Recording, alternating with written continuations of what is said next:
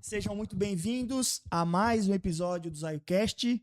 E no episódio de hoje nós estamos com um convidado, cara, que é empreendedor, investidor, mentor, o currículo é gigantesco. Eu tava ansioso pra essa, tá? Cara, a gente vai aprender bastante hoje aqui, né? Isso aí. Bora para mais uma? Bora. Antes de apresentar o nosso convidado, nós temos alguns recados. Bora lá. Para você que quer alavancar as vendas da sua empresa, a Zaid está uma série de marketing completa que já fez centenas de empresas venderem todos os dias através da internet. Eu sei que esse feito é muito importante, que você precisa disso, e por isso aqui nessa tela a gente tem um QR Code, você escaneando esse QR Code, você vai ser direcionado para o nosso site, e ali você vai conhecer um pouquinho da Zaid e ter a oportunidade de bater um papo com o nosso time comercial, para que nós possamos entender um pouquinho mais da sua empresa, da sua operação, e mostrar de que forma a Zaid pode ajudar vocês. É muito importante que você faça isso, afinal, a empresa que não vende Quebra. e é por isso que a gente tá aqui. Fechou demais. Rodrigo, é Lutzenberg que se pronuncia? Pode ser. Eu não corrijo mais ninguém. Então não é. Não, mas Lutzenberg é super comum, né? Mas se alguém me perguntar, Rodrigo, mas como é que seria? Assim, é só tu arrear mais a garganta, né? Que é Lutzenberg. Pô, é difícil, hein, cara? Lurtenberg. Então, nós Gringo. estamos com o nosso convidado, Rodrigo Lurtenberg, empreendedor, investidor, mentor, conselheiro e professor. Com mais de 20 anos de experiência em gestão de negócios, ele atua como estrategista empresarial, ajudando empresas a criarem modelos de negócios escaláveis e sustentáveis. Formado em tecnologia e com especialização em ciência de dados, finanças, gestão, Rodrigo é apaixonado por impulsionar o crescimento de empresas e empreendedores, com foco na geração de valor e processos de fusões e aquisições. Seja muito bem-vindo, Rodrigo. Valeu. Obrigado, Acertei Luiz. aqui, Obrigado, errei alguma Gustavo. informação, não? Não, tá tudo certo. É um pequeno resumo, cara. Pô, que currículo. Tava muito ansioso de trocar essa ideia contigo. Sempre que alguém vem, eu já conhecia, já tinha dado falar no teu nome, mas principalmente quando as pessoas falam, traz ele que vai ser legal. E o Bruno Brandão passou o teu contato e falou, cara, fala com o Rodrigo, vai ser sensacional trocar uma ideia com ele, gosto muito dele. O Bruno também já esteve aqui no nosso podcast, foi uma aula para nós, né? O Bruno é incrível, né? Para nós é sempre muito, muito positivo ter a oportunidade de conversar com pessoas como você. Para quem não te conhece ainda, se tu puder fazer um pequeno resumo, a gente sempre começa... Aqui não é uma entrevista, né? Então é uma troca de ideia. Claro. A gente sempre começa perguntando um pouquinho sobre a história de vida e dali a gente vai entrando para alguns caminhos. Eu tenho uma série de coisas aqui que eu tenho dúvida a respeito. Legal. Primeiramente, Luiz, Gustavo, muito obrigado pelo convite, né? Eu fiquei conhecendo a Zaio pelo convite de vocês. Aí eu fui um pouco atrás, aí a gente agora conversou um pouco sobre o propósito da Zaio. Bem bacana, então quem ainda não conhece, eu acho que vale a pena conhecer. E falando um pouco aqui, resumidamente, um pouco da minha história, eu sou pai recente, então eu tô há 2 anos aí como pai, né? Depois é uma outra história em que a gente pode aprofundar. Digamos que é um dos últimos empreendimentos em que eu me meti, né? Mas é fantástico. Eu acho que é o empreendimento mais longo em que eu vou acabar ajudar a construir, né? Isso, enfim, eu acho que até o fim dos meus dias continuei sendo pai, então isso vai ser fantástico. Então eu sou pai da Beth e da Mariato, né, esposo da Suelen, e tenho 2 cachorros também, né, então eu fui pai de pet mais cedo do que pai das minhas 2 últimas princesas aqui. E em 2000 eu me formei ali no ano de 2000 em computação. Só que eu fiquei como CLT 3 anos, 3 anos. Foi muito rápido. Legal, entendi, carteira assinada e tchau. Foi rápido ali. Então, quando eu tinha 22 anos, acho que mais ou menos, então dos 18 aos 22 ali, foi CLT. Eu acabei prestando serviço, então eu abri a minha empresa, né? Eu era o famoso PJ, prestando serviço de consultoria para administrar dados de empresas. Então, hoje, como tudo é dados, né? Imagina tu chegar num lugar, querer passar o cartão de crédito lá no mercado e a caixa fala, olha, o sistema caiu. Essa era a minha função lá atrás, o sistema caiu ou travou, chama o técnico lá para olhar o que está acontecendo. Então, eu fazia muito disso. Mas, claro, fazia isso para grandes empresas, né? Porque daí mexia com bancos de dados grandes, né? Ceval, aqui, Bung, Seara, Perdigão, hospitais. Então, eu comecei com isso lá atrás, e aí passou 2 anos fazendo isso sozinho, acabei abrindo uma empresa, chamando um outro sócio, e a partir dali começou a empresa a qual, agora fazendo né, um pulo para o futuro, ela depois de 14 anos, ela foi vendida. Tá? E aí alguns números dessa empresa, né? Ela chegou a faturar 49 milhões, mais ou menos, ano, 200 e poucos colaboradores, uns 500 clientes no Brasil e no México, né? E aí acabou sendo vendida para um grande grupo do Nordeste ali em 2019. Então, de 2004, né? 2002, entreguei a carteira de trabalho, fui empreender. Em 2004, de fato, abri a empresa com sócios, né? Formal, escritório, porque antes era só 2 anos eu fiquei como PJ. E aí, 14 anos depois, 15 anos depois, 2004 a 2019, foi o projeto desta empresa com esse tamanho em que eu te comentei.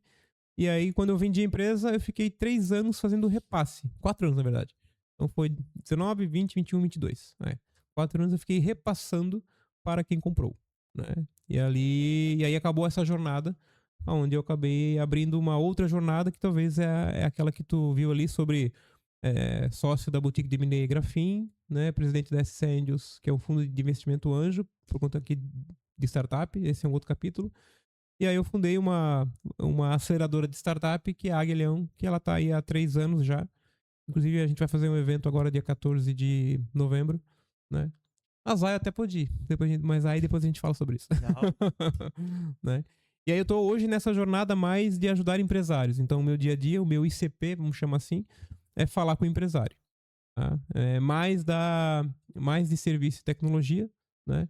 Mas também tenho alguns relacionamentos com indústrias, com empresários de indústria de segunda geração, né? Que é onde o filho recebeu a indústria do pai, né? E agora tá com 30 ou 40 anos e tá, eu quero isso, eu não quero isso, sucessão, e aí fica se questionando se ele quer aquilo mesmo ou não, né? Então, como eu já empreendi, esse empresário de segunda geração às vezes quer trocar a figurinha para entender quais são as opções que ele tem no mercado, né? Para saber se a empresa que ele herdou do pai de fato é o que ele quer. Né? Então, esse é um pouco da minha história, né? Aí, se a gente quiser aprofundar em algum... Total. Em alguma curva nesse caminho, fica à vontade. Imagino que tenham várias, né? Vender uma empresa foi quase 50 milhões, né? 14 anos de faturamento, depois, sim. De faturamento, né? Exato, faturamento. Sim. É absurdo chegar nesse patamar, né? Como é que foi pra ti essa jornada? Porque, assim, a gente tem a Zayo um pouco menos de 5 anos, ainda não fez 5 anos, e a gente lida com vários desafios que são proporcionais. Tem vários vieses que a gente pode trazer, né? Dificuldades, às vezes, regionais, dificuldades de mercado, mas tem a própria dificuldade de nós, e começamos muitas vezes como alguém que é operacional, que tá lá, sendo o cara que quando cai o sistema vai lá e resolve. Sim. E tu sai de ser esse cara operacional para passar para ser um líder, né? Como é que foi para ti essa transição e o que tu mais aprendeu nesse processo? Porque eu acho que a maior contribuição que o podcast traz para nós é justamente conversar com pessoas que já passaram pelo que a gente está passando e pelo que a gente vai passar. Sim. E para nós é muito grandioso poder entender, cara, isso que eu lidei, isso que eu tô passando, a gente olha quando as pessoas falam isso e fala, cara, a gente tá passando por isso. E aí, como é que tu resolveu isso? Sim. Então, como é que foi pra ti essa jornada? Tô perguntando de forma um pouco mais genérica aqui, mas dentro do que tu acha relevante comentar, cara, eu acho que isso foi um grande aprendizado pra mim. Claro. Eu acho que essas foram as minhas maiores, talvez, frustrações ou não, aprendizados, enfim. Uhum. Legal, legal. Bom, no começo, né, tu quer fazer muito dar certo, né? Então, assim, nos 3, 4 primeiros anos, eu vou tentar várias coisas, né? Antes de acelerar naquela coisa que eu tenho certeza. Então, eu tento vender de um jeito, tento vender de outro, né? Cria um produto, cria outro, e aí tu vai... Como vocês também são serviço, e eu lá atrás era serviço, né? A gente tenta muita coisa, né? Mas uma coisa que foi o elemento, eu acho que a gente começou a crescer um pouco mais rápido, depois de acertar a mão nesses testes iniciais, nos primeiros anos, né? Primeiros anos, 3, 4 anos são os primeiros anos, né? Foi ter uma sociedade em que a união desta sociedade fosse o teu poder, né? O que isso quer dizer? Como é que tu potencializa a sociedade que tu montou? Em que sentido? Indo para a prática, né? Olha, quem é a pessoa que vai se preocupar com a entrega? quem é a pessoa que vai se preocupar com a venda. Então, como é serviço, já é um bom ponto de partida, né? Então, assim, o que é a venda? Cara, se a gente quer crescer, a quanto no ano que vem? Bom, então já nasce o primeiro exercício de sociedade, né? Que passa pela separação dos papéis. Então a gente quer crescer ano que vem, 40%, tá bom? Bom, o mercado aqui cresce 20%, então 40% aparentemente parece bom, né? Ou crescer 50%, enfim, define um crescimento. Que não seja um crescimento de 25%, né? Que seja 35%, 40%, 50%, nesse patamar. Ainda mais quanto menor é, mais pode crescer. Então define um crescimento que faça sentido, que a ambição entenda que, assim, tipo, eu não tenho vergonha de falar que eu tô almejando crescer esse patamar. Então, que seja arrojado. Se tu é arrojado, define com o teu sócio quem que é o cara que vai garantir esse resultado. Pô, Rodrigo, mas aí, dos 2 sócios que a gente tem aqui, ou 3, o cara da área comercial não quer garantir. Pô, é muito 50, mas é muito sobre o quê? 50 em cima de 1 milhão é pouco. 50% em cima de 10 milhões pode ser um pouco mais arrojado. Então, no começo, 50% em cima de um começo ainda é pouco. Então, por que não crescer esse 50%? E aí, essa batida, ela tem que ser insistida. E aí vai começar os primeiros conflitos positivos, né? E aí, claro, a gente é uma melhor versão todo dia, né? Então, às vezes, a visão de um sócio que não consegue imaginar, o cara da área comercial, que não consegue imaginar como é que eu vou crescer 50%, que eu não estou conseguindo imaginar, claro, a tua visão, ela bate na tua... É um pouco naquilo que tu já viu, né? Então, tu não viu como crescer ainda, né? Então, assim, vai ver. Mas como é que eu vou ver? Vai pra rua, fala com gente e vai estudar. Entendeu? É assim que tu vai ver, né? Mas não limita o teu crescimento pela tua visão, porque a tua visão ela é limitada até ser expandida, mas só vai ser expandida quando tu quebra esse muro. Então, sempre o pessoal que começa a fazer a meta de crescimento de acordo com a própria competência, cresce pouco. É óbvio, né? Então, assim, a gente quer crescer mais.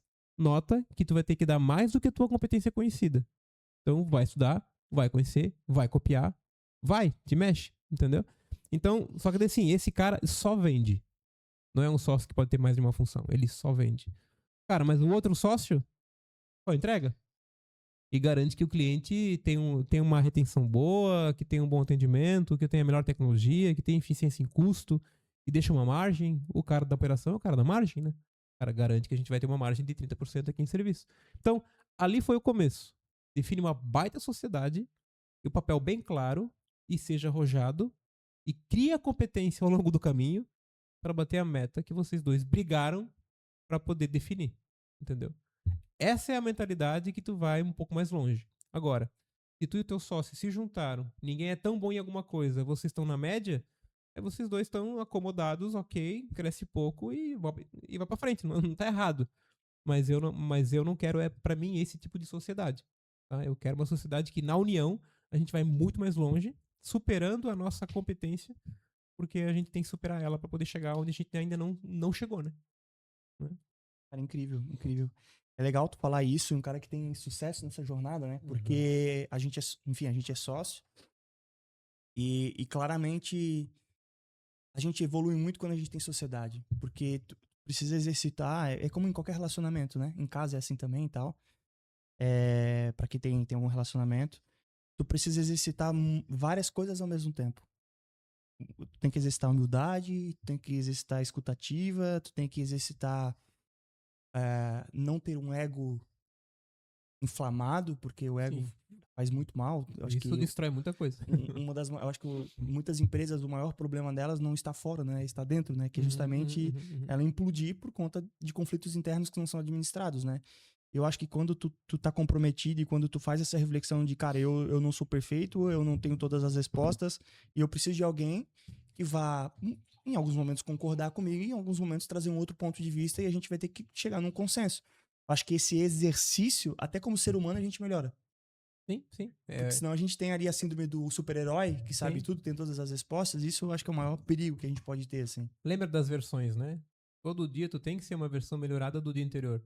Mas o que tu tá fazendo para melhorar essa versão? Então tem que ter calo, tem que ter ruptura, tem que ter desconforto. Porque no conforto não se cria isso, entendeu? Sim. E aí quando tu vai pra rua estudar, e daí estudar é um outro item Eu falei da sociedade, falei da ambição, né?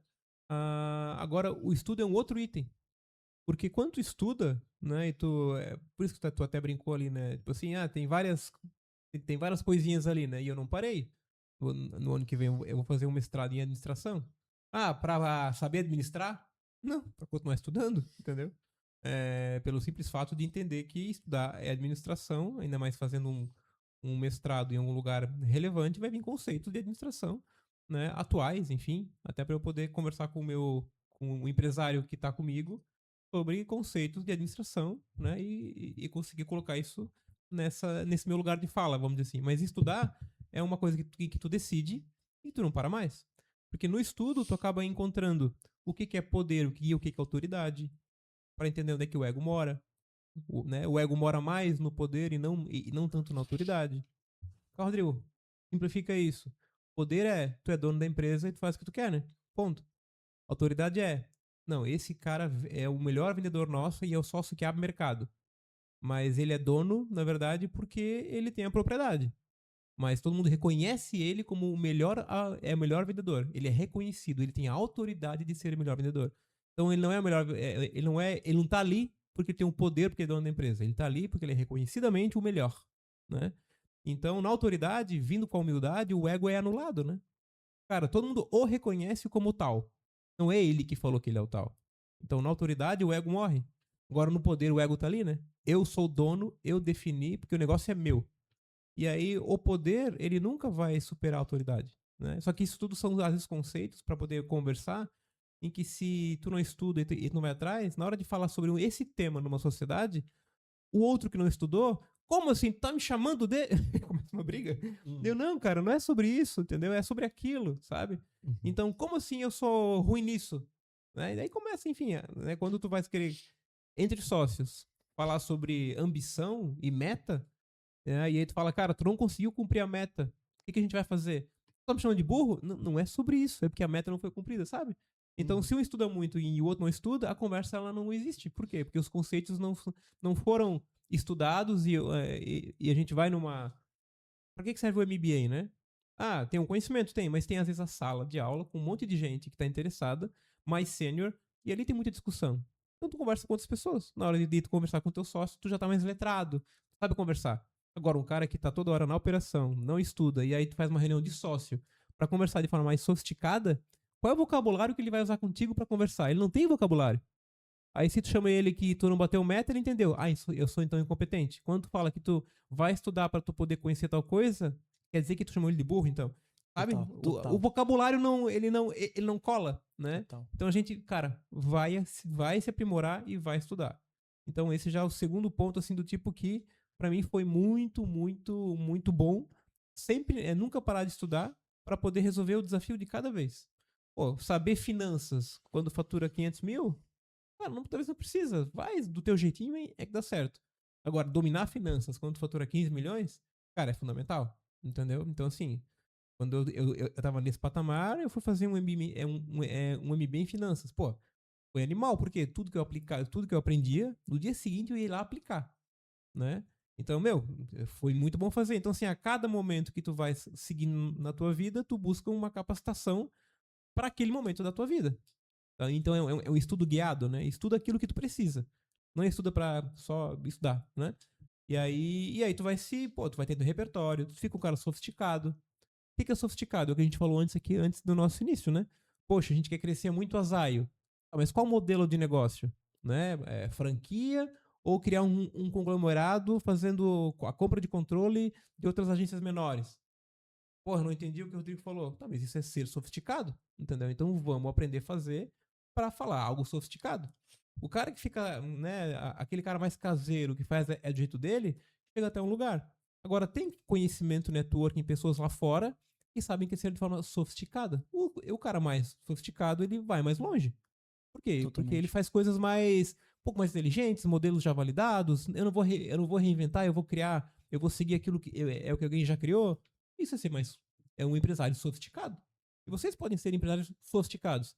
Mas tem que estudar, tem que falar, tem que fazer networking, saber discutir aqui dentro de casa e tomar decisão. né? Eu confesso que eu nem imagino um cenário diferente desse, tá? Eu sei que existe, né? Mas eu só não imagino dando certo. Não vejo como dar certo, sinceramente. E a gente vem com desafios todos os dias, né, Luiz? A gente enfrenta muito isso. Essa divisão a gente fez, acho que desde o primeiro dia. Ótimo. A gente fez isso.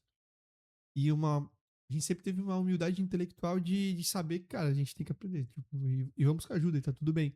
Momentos em algumas áreas, em momentos em outras áreas. Por exemplo, a consultoria financeira, com 6 meses a gente contratou e nunca parou. Desde então. Então, assim, realmente talvez não era primordial ou não era determinante para dar certo, não. Talvez vender era mais importante naquele momento do que Uhum. organizar naquele momento, né? Mas tenho certeza que foi bom, ruim não foi. Uhum. E a gente segue até hoje e em todas as esferas, seja jurídica, seja como gestor também, eu acho que é um ponto muito importante, que a gente vem buscando amadurecer cada vez mais, como tomar melhores decisões, como se comunicar da melhor maneira possível, seja na sociedade, mas também para com os liderados, né? Então, não vejo como viver diferente disso de se instigar e de ter um alinhamento de que isso é importante, de que ambos precisam se desenvolver, né? Ô, Rodrigo, uma dúvida que ficou, naquela empresa que tu fez o exit ali, em qual vertente tu caminhava? Comercial, administrativo, Legal, produto? legal. Boa pergunta. Eu acho que vai o terceiro elemento aqui que para tu poder crescer, né? Como é que eu escalo? Se eu sou serviço, eu escalo gente, né? Então, se eu quero triplicar o faturamento, não preciso triplicar o número de pessoas, mas é quase isso, né? Eu posso ganhar eficiência por cabeça, mas eu vou aumentar a gente, né? Franquear é aumentar a gente, né? E aí, respondendo aqui a tua pergunta, eu caminhei muito, eu era o cara da operação, eu era o cara da porta para dentro, né? E um sócio meu era da porta para fora. E esse sócio, né, eu escolhi esse sócio, né? Eu acho que essa foi a habilidade lá no começo. Eu sozinho, cara, eu quero um sócio, quero um sócio. Eu conheci um cara que tem uma baita relevância no mercado. Peguei e falei com ele, né? A minha primeira venda, e eu acho que é uma das únicas, né? Foi essa. Pô, como é que eu me vendo pra ele? Mas eu fiz uma boa venda e ele comprou, né? E a gente até fez a sociedade e ele era um cara, até hoje, é um cara fantástico no mercado, né? Então todo mundo conhece ele, ele cativa muita gente, vai em evento e tal. E eu era o cara da porta para dentro, né? Mais metódico, financeiro, processo e tal. Mas indo ali, o terceiro ponto que conecta muito com a tua pergunta, que é onde eu estava, eu como estava da porta para dentro, o terceiro ponto eu acho que foi crucial pra gente é conseguir criar time. Tá? E aí a palavra liderança, de novo, no passo 2 era estudar bastante, né? Liderança é mais um item de estudo que não é tão óbvio. Tá, eu vou aprender sobre liderança, vou lá estudar, mas eu vou estudar o quê? Tem tanta coisa sobre liderança, né? Mas liderança é um ponto assim que foi crucial porque a gente conseguiu formar um time muito grande pelo crescimento em que esse meu sócio conseguia trazer para dentro do negócio, né? Então, hoje eu sei que o desafio de criar time é maior, né? Maior, menor, em cima, que hoje tem muitas gerações, né? Lá no passado a gente tinha uma quantidade menor de conflito geracional. Hoje em dia tem mais conflito geracional, né? A questão da internet trouxe alguns outros problemas, né, sobre o imediatismo e tal, e alguns comportamentos que no passado a gente talvez não tinha tanto. No passado a gente contratava e o cara fazia jus para ganhar o salário lá no fim do dia. Hoje a gente contrata, se o cara trabalhar remoto, eu nem sei se ele tá trabalhando só para mim, né? Outros elementos aqui. No passado, o remoto no passado não era uma variável muito comum. Hoje o remoto é uma variável constante. Isso dificulta tudo, né? Mas enfim, liderança, né? Foi uma coisa lá atrás em que eu acabei me desenvolvendo muito. Por quê? Porque tinha que criar o time da porta para dentro, né? Então a gente teve até o final da minha jornada, acho que a gente deve ter tido 220, 30, não sei a conta, colaboradores, né? Se 25 a 30 pessoas era da área comercial, eu tinha quase 200 pessoas abaixo de mim. Então, assim, claro, eu comecei no dia 1 com uma pessoa, né? Lá, 14 mais 4 lá de saída, são 18 anos depois, eu tava com 200. Mas era leve. Era leve. Não era um fardo gigante, era leve. E era muito gostoso ter 200 pessoas que dependiam da tua liderança, né? Mas isso tudo, de novo, né? Muito estudo para conseguir sustentar um time desse tamanho para entregar o serviço em que a gente conseguia vender bastante, né? Então ali teve um sucesso muito bom desse casamento de sociedade, porque o meu sócio para vendas incrível, né? E eu consegui acomodar as laranjas no cesto para que a gente não perdesse ou retesse tanto vários clientes com o nosso portfólio de serviços muito bem estruturado. Então, respondendo a tua pergunta agora para fechar, eu era o cara de dentro do escritório, focado em processo, em time, tecnologia, entregável, SLA e tal, né? Eu fui para fora do escritório quase nos uns 5, 6 anos finais do processo, porque eu até fui para o México, abrir mercado no México, né? É um momento ali, é uma das curvas dessa história. Mas nos últimos 5, 6 anos eu fui mais para a ponta comercial. Por quê? Porque o meu sócio estava no mercado com o time e a gente teve que fazer mais crescimento. Cara, então deixa aqui dentro de casa, eu já tenho um time em que consegue tocar, né? E deixa eu ir para fora. E daí é mais um diretor, mais um dono do negócio, indo em outros clientes, e eu fazia muita venda também, né? E aí também me apaixonei pela área de vendas ali, né? E fiz muita venda boa, adorei fazer. Até comparado ao meu sócio, os maiores tickets eram os meus. Por quê? Porque como eu dominava a entrega, eu era muito mais técnico na explicação, né? E aí eu me descobri também fazendo vendas mais consultivas e mais técnicas, né? Então, adorei vendas. Foi ali que eu descobri vendas nos últimos 5 anos, antes ali da venda do negócio. Mas até ali, era da porta para dentro. Legal, legal. Aqui a gente vai e volta, não necessariamente respeitando uma ordem cronológica, tá? Perfeito. Como é que foi abrir mercado em outro país, cara? Cultura diferente, economia diferente. Como é que é essa experiência? Legal. Essa foi eu acho que uma das melhores, não tem melhor, eu acho, mas é uma das talvez grandes e ótimas decisões que eu acabei tomando na vida, né? Em que, tipo, se alguém me perguntasse hoje, vamos lá morar no México, de novo ia ser o mesmo sentimento lá daquele momento lá atrás. Mas tem tanta coisa aqui acontecendo, como é que eu vou pra lá, né? Lá atrás foi esse sentimento, né? A decisão ela não foi fácil, mas ela foi assim do tipo, hoje olhando pra trás, foi eu acho uma das melhores decisões que eu tomei, porque eu consegui viver lá no México durante quase 3 anos, né? Por que a gente foi? Porque a Philips, que é da área da saúde aqui em Blumenau, né? Ela começou a abrir mercado lá. Ela assim, tô vendendo lá hospitais e eu preciso de um parceiro lá no México para poder sustentar esses hospitais. Vou ter que encontrar lá um parceiro ou vocês me ajudam lá? Daí a gente assim, claro, a gente ajuda lá. E aí a gente olhou assim, deu, caramba, beleza. Aí, como eu tinha formado um time muito bom aqui já, então assim, cara, aqui não vai dar nenhum tipo de problema, entendeu? Lá remotamente eu suporto o time aqui. Aí eu falei, olha, vou eu, né? Dos meus sócios eu não tinha filhos ainda, os outros meus sócios já tinham 2, 3 filhos e tal, então tinha muito mais raízes aqui. A minha raiz aqui era super tranquila, era eu e minha esposa, ponto final, né? Meus pais vivos, tudo, então não tem nenhum tipo de raiz adicional. Eu falei, cara, vou, né? E aí o voo é literalmente mato alto, né? Tu vai com com um facão e vai. Pra ter uma ideia, alguns elementos dessa ida, a gente botou tudo à venda dentro do apartamento e minha esposa, ela caiu na pilha, a gente vai alugar o apartamento? A gente põe pra alugar e põe pra vender, né? O que acontecer primeiro, mas a gente alugou rápido, né? Só que, eu não quero ninguém usando minhas coisas. Deu assim, tá bom, a gente faz o quê? Vende. Tá bom. Ela conseguiu vender o apartamento inteiro em 30 dias. Caraca. Né? Grupo no WhatsApp, amigos, vai, leilão, tira foto. Né? No site, essa garrafa tá R$100, aqui a nossa tá 30. Pum, foi. Entendeu? Assim, tudo. Quadro, tudo. Móveis, tudo, né?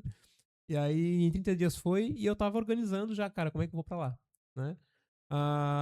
Tem que achar um sócio lá.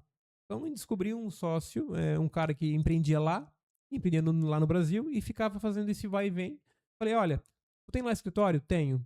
Vamos abrir uma sociedade lá, eu te dou 20% para tu me ceder o teu escritório. Aí eu coloco lá logo, né? O CNPJ tu já tem lá, Aliás, a gente criou um CNPJ lá, mas como ele tem cidadania mexicana, ele conseguiu abrir mais uma empresa comigo, mas eu sendo aqui é majoritário. Enfim, temos lá uma empresa 80% nossa, 20% de um cara local, escritório, jurídico, contábil, tudo esse cara já tinha, pronto. A empresa tá aberta, né? Ele entendeu o projeto, gostou, né? E aí eu comecei a ir lá nesse escritório que era da nossa empresa, porém estava dentro desse grande escritório em que era dele. E fui. 11 malas. A gente até sabe o número, só foram 11 malas. Eu tenho até foto assim, do tipo 11 malas. A nossa vida inteira em 11 malas, porque o resto minha esposa vendeu. Eram 11 malas, assim, né? E a gente, um dia, eu aluguei um flat durante 30 dias pra poder saber, olha, quando a gente aluga lá um flat, depois a gente vai buscar apartamento, né? Então a gente chegou um pouco mais cedo lá no flat. O flat, sei lá, o check-in era meio-dia e a gente chegou 9 da manhã, né? 11 malas no lobby. A gente olhou lá pro outro lado da rua, tinha um café. Deu assim, amor, vamos lá no café? Vamos. A gente pegou, saiu, entramos no café, pedimos. Enquanto que a mulher ia fazer o café, silêncio. Dava pra eu lá o flat, porta de vidro, 11 malas embaixo lá do lobby. E a gente assim, bom, a gente tem um escritório, as 11 malas, e a gente aqui. E é literalmente Que loucura. do zero, né? Mas tem algum cliente? Não. A Philips estava começando a prospectar, né? E aí assim, tipo, eu vou junto com a Philips, eu vou sair visitando. Daí eu comecei a entender o que eu ia fazer lá, de fato, né? Então não foi nada muito assim do tipo, olha, já vai que tem tudo pronto lá. Não, tem nada pronto lá, né? E a minha esposa, daí no dia seguinte eu já fui pro escritório e a minha esposa, ela não falava espanhol. Aí eu assim pra ela, sabe pedir água? Ela assim, sei. Bom, de sede tu não morre, né? Então treina bem. Agora tu vai ter que encontrar pra gente um apartamento. E como é que é água em espanhol? Água. Ok. É fácil, então. É fácil. Eu já ia pesquisar. Água. Sim. Mas tem um sotaque, então. Tem. Não, tem. Assim como o inglês parece ter lá no México ela é mais metálica a voz, né? Assim, me regala uma água. Daí tu começa a falar um pouco mais naseado, né? Até a minha esposa, né? Quando eu tô aqui com ela, aí eu tô no táxi, daí começa a falar, o taxista, ela assim, por que tu muda o tom de voz? Amor, pra pegar o acento, pra pegar, né? Mas vira chave, assim. E ela não sabia falar espanhol, né? Mas, amor, como é que... Amor, olha só. Veio junto, tamo no México. Tá ali o flat, a gente já tá aqui, tá? Tá tudo certo. Agora tu vai ter que pegar e ir lá saber como é que é imobiliária, né? Eu até lembro do nome, Mueble 24, né? Mueble 24 era a imobiliária em que ela foi atrás.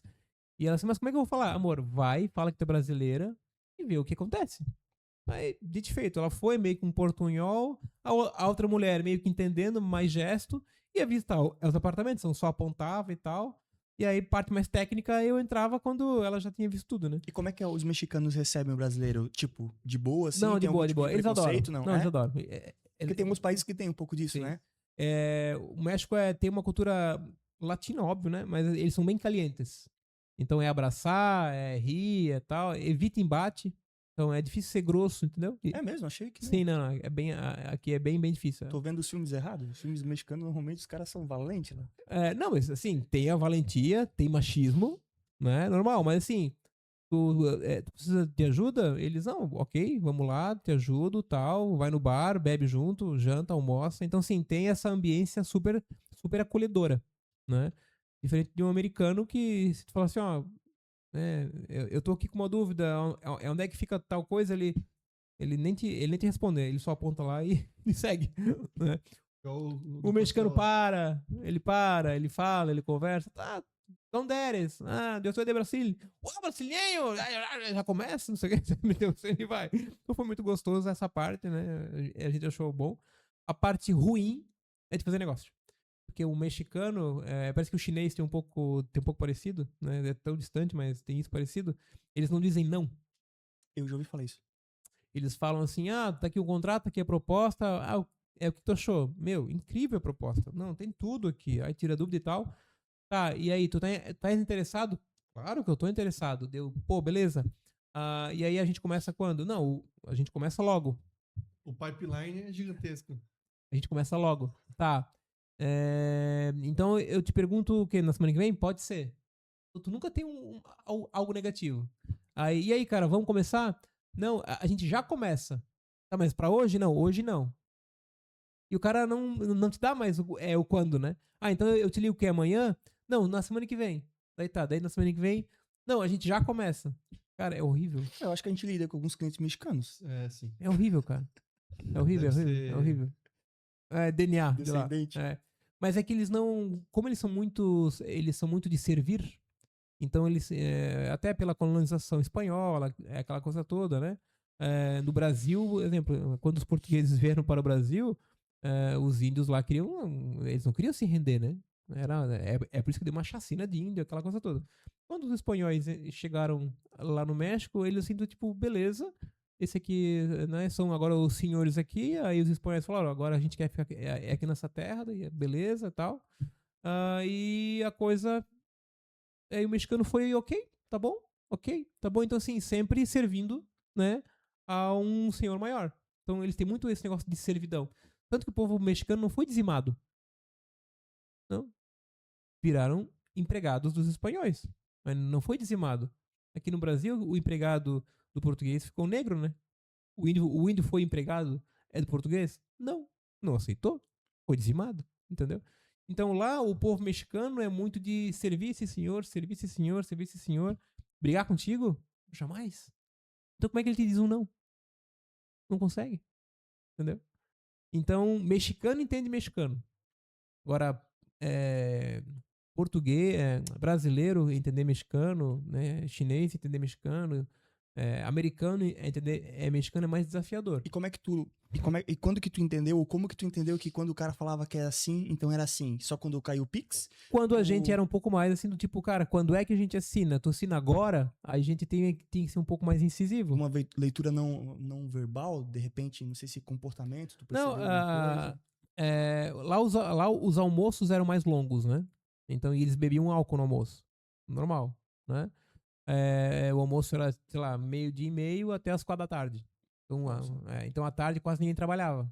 É incrível, assim, lá no escritório tudo bem vazio, né? Eu tô pegando aqui não exatamente 100% como era, mas a gente percebia que a maioria era assim. Não generalizando, né?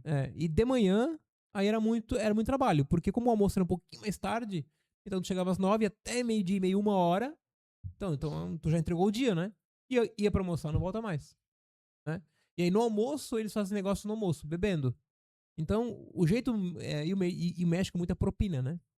Lá a propina, ela é generalizada, tanto pra bom quanto pra ruim. A propina pra um garçom não é coisa ruim, coisa boa, né?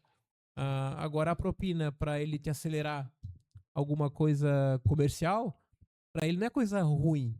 Pra gente é um pouco ruim, né? É suborno. A própria palavra propina é super pejorativa, né? Aqui é pejorativa, lá é ok. Para nós aqui pro garçom é gorjeta, né? É gorjeta. Só que lá é uma palavra meio que unificada. Propina é pra tudo. Então, eles é normal. Comissão. Eles é normal. Propina pro garçom, propina pra eu assinar hoje. Entendeu? E aí tu, caramba, mas como assim? Não, aqui é assim.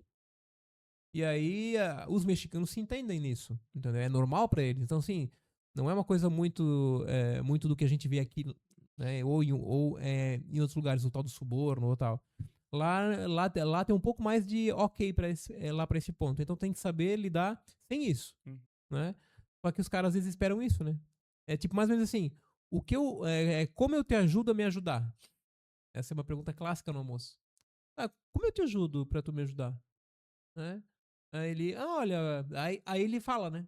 Olha, isso aqui poderia ser diferente, aqui tu poderia me dar mais coisa, aqui poderia ter um desconto, aqui não sei o que, não sei o que, né? Se eu pagar o almoço, é um bom sinal. Então eu pago o almoço. Bom, se eu pagar o almoço, o cara, não, tu quer assinar hoje? Então a gente assina hoje. Eu paguei o almoço, entendeu? Então tem um pouco disso. Mexicano se entende. A gente, cara, posso pagar o almoço? Não posso.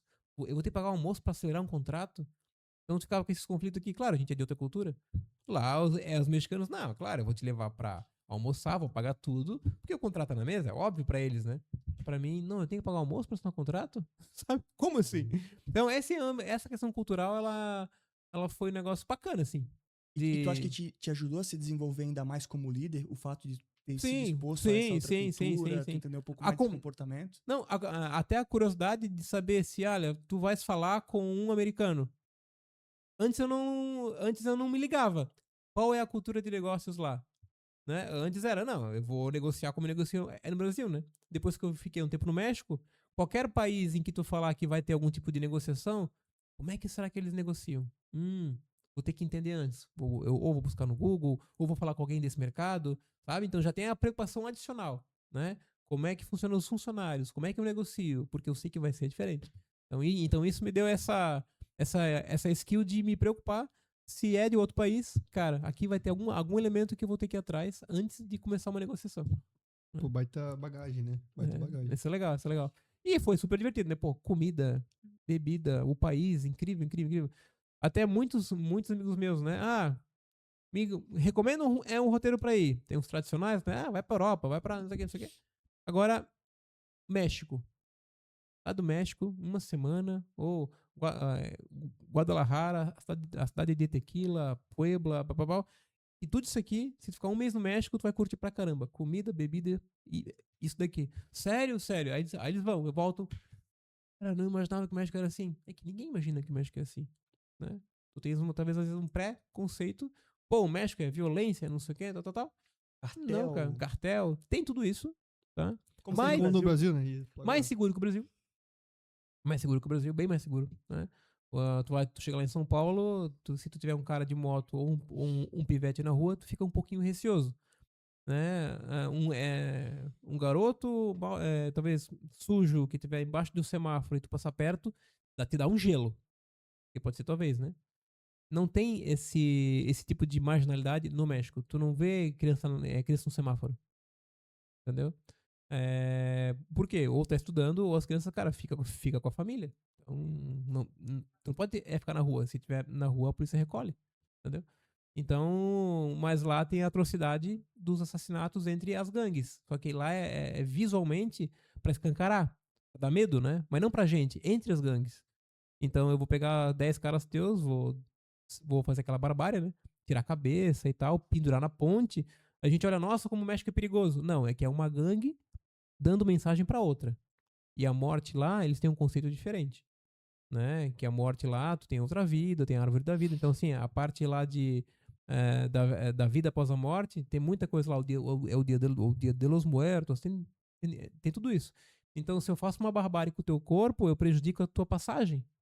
Pô, isso é uma ameaça pra outros caras. Então, assim, eu sei que tu vai me matar, mas tu vai me matar como? O como é o problema. Entendeu? Não que eu vou morrer. Por quê? Porque a outra vida, minha família tá lá. Agora sim, se tu me cortar a cabeça e tu não me enterrar junto com a cabeça, eu não faço a passagem. Cara, eu não posso morrer assim. Entendeu? Aqui no Brasil, às vezes ninguém se preocupa com isso. Né? Eu não quero é morrer. Lá não. Lá morrer não é o problema. Lá é como eu vou morrer. E aí, por isso tem as barbáries, né? E parece mais perigoso. Não é? Loucura. Loucura. Ô, Rodrigo, e cara, até. Só isso dá um podcast. Uma loucura, né? Uma baita experiência, né? É. Ô, Rodrigo, cara, agora indo um pouquinho pra frente dessa história, como é que foi o momento ali do M&A ali, chegar na parte do exit, enfim, como que foi esse processo? Como que vocês chegaram no entendimento? Como vocês buscaram esse comprador no mercado ou ele chegaram até vocês? Como é que foi esse processo? Legal. O México tem um item interessante nisso, porque quando a gente foi pro México, a gente fez um AUE, né? Olha, empresa, não sei o que, vai expandir mercado internacional. Meu, pegamos assessoria de imprensa, fizemos a notícia e tal. Tá até aí no Google, se for pesquisar. E aí uma boutique de M&A, que é essas assessorias que fazem esse processo de preparar para a venda, né? Me chamou no LinkedIn, eu tava no México, né? Luiz Bessa é o nome dele. Que era sócio de uma boutique, me chamou no LinkedIn. Rodrigo, ele fez um processo aqui de social selling que deu certo. Diz ele que foi um dos melhores processos de social selling que ele já fez, né? não é muito comum tu abordar alguém lá no LinkedIn e tu vender a empresa do cara, né? Mas lá ele tentou.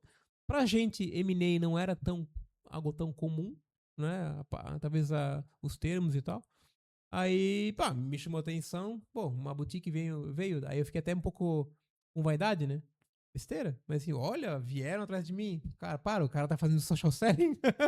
Né? Contigo mais 100. Exato, é comigo mais 100, é. Mas sim, eu não sabia lá naquela época, né? Aí a gente fez a reunião e fez sentido. É o que ele falou: olha, vamos pegar a tua empresa, que tem vários atributos de sucesso. Vamos ver se o mercado olha ela também de um jeito como vocês estão olhando. Bacana.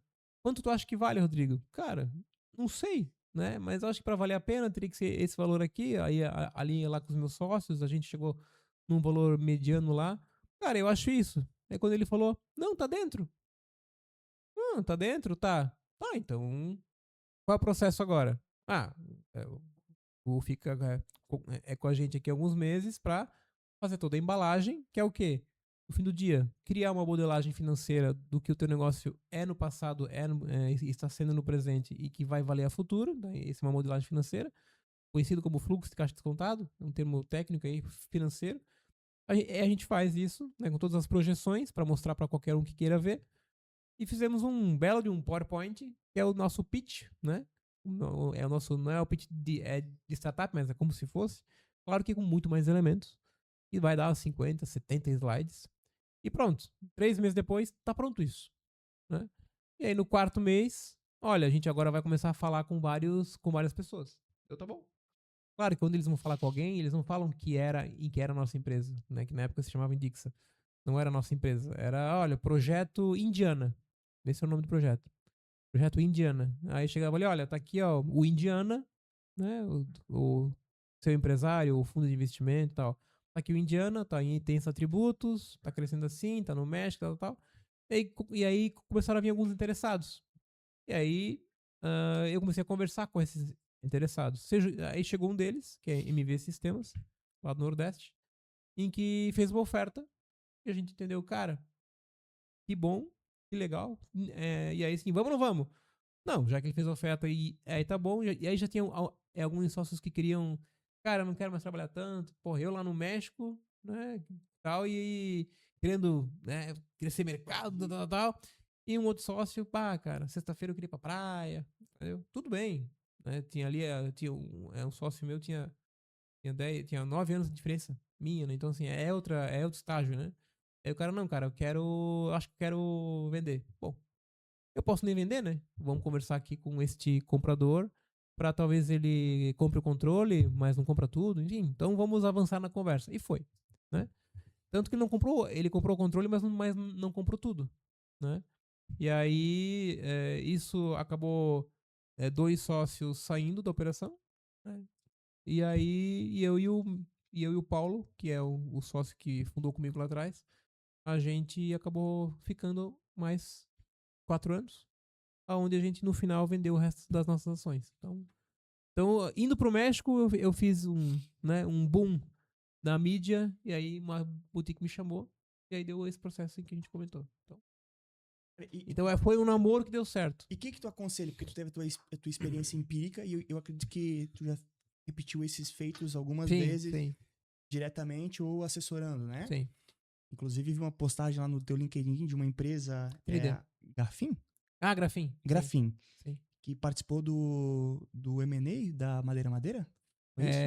A Grafin é a boutique de M&A que eu sou sócio. Certo. Que, inclusive, o fundador da Grafin é o Luiz Bessa, que é aquele cara que vendeu a minha empresa lá atrás. Depois que eu passei um ano sabático, a gente conversou e ele assim, pô, Rodrigo, vem ser sócio da Grafin, né? Tu já vendeu a tua empresa, né? E agora tu pode ajudar outros empresários a vender. Tá rico. Outras empresas, né? E aí eu sinto tipo, pô, não sei o que é isso, mas bora lá. Adorei fazer com a minha, vamos fazer com a dos outros, né? Acabei vendendo até tanto que lá no começo do ano eu vendi uma empresa que era concorrente nossa. A Eight de Joinville para a Selbet, né? A Selbet fatura quase 1 bilhão ali em Joinville. E a Eight era concorrente nossa, né? Concorrente, né? Eu bato na porta lá do dono da Eight. oi, daí assim, oi, Rodrigo. Daí assim, pois é. Então, bora vender a tua agora? Daí ele, sim, tá bom. Daí, foi, cara. Maravilhoso, cara. Foi. Olha as coisas, né? E a Madeira comprou a Trader. Trader é um Get Ninjas, porém menor. E aí também queria ir a mercado e a gente pegou, né? A gente pegou a Trader e vendeu para Madeira, né? Incrível. Porque a Madeira tá consolidando, né? Esse grande marketplace de serviços. Legal. Então a Madeira tá comprando tudo que é marketplace pequeno. E a Trader era um. Como é que tu aconselha hoje, participando desse ecossistema? É algo que eu e o Gustavo, a gente conversa muito. Porque assim, em algum momento da nossa jornada, talvez a gente queira fazer isso. A curto, médio e longo prazo, parcial num primeiro momento, depois integral. A gente não sabe, assim como quando você foi pro México, não imaginava que o cara havia LinkedIn. Exato. Olha como as coisas vão acontecendo, né? Até porque na época talvez não era tanto. Não se falava tanto nisso, né? Não era tão. Não era tão. Não era tão sabido que Talvez vender era uma opção, né? Eu acho que, inclusive, uma das pessoas que trouxe esse assunto, assim, muito pro Brasil, não sei se como é que era antes, mas o Flávio Augusto fala muito sobre isso desde Sim. quando ele começou, né? Sim. Tipo, era Talvez um o dos- termo M&A tá mais popularizado. Acho que compra e venda sempre aconteceu, talvez não seja tão Exato. dentro desse... Não era tão falado, né? Eu acho. nessa roupagem que a gente conhece hoje. Mas como é que funciona esse processo? De novo, tu teve tua experiência empírica, mas hoje, talvez de uma forma um pouco mais atualizada, agora um pouco muito mais experiente nesse mercado. Vocês ajudam empresas hoje, na tua experiência, tanto a venderem quanto comprarem, imagino eu. Como é que funciona Hoje esse é processo? 80-20 quase. 80% do que acontece é alguém nos procurando para vender. Vender. E 20% é alguém que quer comprar, me busca algo desse perfil aqui porque eu quero comprar. E minha dúvida é mais assim, a cabeça do empreendedor, assim, o que vocês mais veem? Poxa, eles têm normalmente esse tipo de preocupação, esse tipo de comportamento, normalmente estão mais ansiosos, ou não tanto, normalmente eles pedem um valuation completamente desajustado, Sim. ou a maioria nem sabe quanto vale a empresa. Como é que é esse processo e como que tu o que tu aconselha especificamente o empreendedor nessa jornada de M&A? Legal. Tem uma coisa em que a pergunta é pequena e a resposta ela pode ser longa ou pode ser curta, mas vamos fazer uma média então. O vender uma empresa existe um pouco assim, é do tipo o motivo, né? E por que eu vou vender uma empresa? Alguns às vezes não estão pensando nisso, então esse motivo nem tá na cabeça dele porque ele tá lá trabalhando, botando dinheiro no bolso, empreendendo, né? Claro que vender uma empresa, se tu quiser vender ela, é legal uns 5 anos antes tu já saber, né? Porque às vezes quando o cara tem a motivação de vender, ele quer vender rápido, né? Agora eu quero. Pô, mas calma, não é agora que tu também vai conseguir, né? Então, pensar de forma antecipada é o grande desafio aqui. E muitos que pensam em vender já querem vender, né? Claro que no mercado de tecnologia tem esse pensamento um pouco mais antecipado. Olha, um dia eu vou querer vender. Quem é um pouco mais também sofisticado, talvez até é um pouco mais jovem, já pensa, cara, um dia eu quero vender. Pronto, então já tá um pouu mais acostumado. Agora, a economia real, a indústria, o cara não pensa nisso, né? E é muito bom pensar nisso. Então, assim, a motivação, ela advém por N fatores, né? Uns querem botar mais dinheiro no bolso em curto prazo, tá? Que é o caso dos mais jovens. Eu tô com 35 anos, não, ou 30 anos, eu já quero pensar em vender em um momento. Claro, pensando no quê? No dinheiro. É uma motivação financeira dessas pessoas mais jovens, né? Agora, tem cara que tá em indústria, segunda geração, que já tem um patrimônio grande. Então eu vou vender por quê? Né? Às vezes é porque não tem sucessão. Então, assim, eu não tenho para quem passar. Então eu preciso entender o que eu faço. Aí a venda é um caminho. Eu sempre falo que tem três destinos para um negócio, né? Ou tu vende, né? Ou tu faz uma sucessão, ou ela vai falir, né? Então, se tu não quer que vai falir, ou é venda ou é sucessão. Se ninguém vai suceder, tu tem que vender, né? Ir pra bolsa é uma venda, é uma venda de ações, né? Mas pra ir pra bolsa tem que estar grandão. Então, assim, quem fatura de, sei lá, 200 milhões para baixo e não tá crescendo muito, não vai chegar em 1 bilhão tão rápido. Então, uma hora tu vai querer ou fazer sucessão ou vender, né? Ou tem uma outra estrutura mais sofisticada, que é achar um fundo que compre outras para tu ir aglutinando, ele te dá o dinheiro e tu vai comprando para chegar e 1 bilhão, né? Mas essas são outras trilhas. Então a motivação é ou dinheiro ou não tem uma sucessão clara, tá? Existe uma outra motivação que é assim, a família inteira trabalha no negócio. Minha mãe tá aqui, meu pai tá aqui, meus irmãos estão aqui e a gente já fatura 100 milhões. Só que tá todo mundo aqui, né? Então, assim, caso aconteça alguma coisa, tem muito patrimônio num lugar só. Então a gente quer diversificar. E como é que eu vou diversificar? Vende, coloca o dinheiro na mão ali da família e cada um vai fazer uma coisa diferente agora. Né? Então isso é diversificar o risco. Né? E alguns também já se encheram o saco. Né? Cara, eu quero botar o dinheiro no bolso, eu quero viver mais. É uma parte mais meio que filosófica, né? Cara, essa operação já não me sustenta mais, já não tá mais com o meu propósito. Então eu quero dar um destino para ela, entendeu? Então essas são as motivações para um processo de venda, né? E às vezes a gente tem que despertar um pouco dessa motivação, porque quando vai falar com o empresário, ele não tem uma ideia clara, né? Eu não sei se isso eu quero vender, mas talvez sim. E aí começa, né? Tá, fica instável. Mas tem que valer muito. Aí começa a vir uns valores meio loucos, né? É que o cara não quer vender, e é por isso que ele coloca um valor tão alto, entendeu? É um valor sentimental, né? É um valor sentimental, né? Quanto mais velho, menos sentido para venda. Só que é um problema, porque quanto mais velho, mais a sucessão tem que estar clara. E se não tiver clara, só resta o apego, né? Não, se eu vender, eu vou fazer o quê no dia seguinte? É a pergunta que mais vem para quem passa dos 50 anos. Sabe, o que eu vou fazer se eu vender? Não é sobre o dinheiro. Eu sei que não tem sucessão. Meu filho não quer. Aí, o que eu vou fazer depois? Porque eu venho aqui todo dia, né? Entendeu? Então dali, e daí é mais o dono, é o dono do negócio, não é às vezes o empresário. Tudo bem, a galera chama o cara de empresário, mas o cara só tem esta empresa. Então ele tá mais como dono de negócio, empreendedor e dono, mas não é empresário, né? Se alguém chamar ele de empresário, não tá errado, mas para mim o empresário é mais sofisticado. E o empresário mais sofisticado, ele tem uma empresa, e ele investe em outra coisa, ele tem um outro negócio. Então, assim, se ele vendeu uma empresa, ele tem mais duas. Entendeu? Então tá tudo certo. Agora, o dono da empresa, ele tem aquela empresa, mais nada, a não ser. Eu invisto em apartamento na praia. Não é uma empresa, né? E se vender aquela empresa, ele não tem mais nada pra fazer. Aquele cara tá ferrado, né? Porque ele tá preso naquele negócio e ele não sabe como sair. Né? E não é dinheiro que vai tirar ele dali. Entendeu? E tem alguns disso. Na verdade, se tu pensar bem, a maioria das empresas nasceram pós-Guerra Fria, né? 1960, 70, 80. Né? Se tu vê uma galera, nasceu ali. Porque antes com ditadura, era mais difícil tu entender quem ia ficar de pé, né? Então a ditadura se encerrou ali pela década de 70, então muita coisa abriu, né? Tu vê um monte de empresa, 1980, 1960, não é muito comum 1940, né? E os caras que abriram, sei lá, tinham 20 anos, né? Ou 30, né?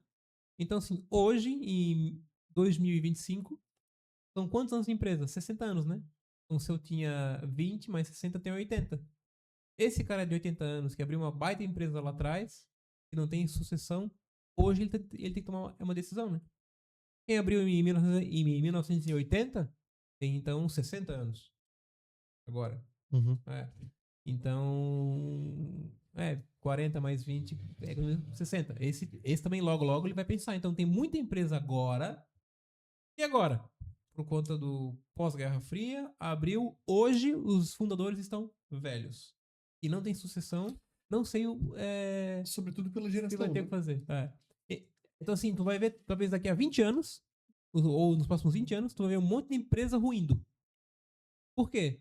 São os fundadores da pós-Guerra Fria não sabendo o que fazer para fazer sucessão, venda ou a segunda geração. Tá moendo o negócio, né? Aí a geração Z, ela não prioriza muito isso, né? Tipo, não é uma das grandes prioridades. Eu acho que é mais qualidade de vida, Exato. mais tempo de qualidade. Essas questões estão muito mais pautadas do que necessariamente empreender ou construir uma carreira de sucesso, algo que seja mais norteado de dinheiro, assim, né? Exato. Então, talvez vai até piorar, né?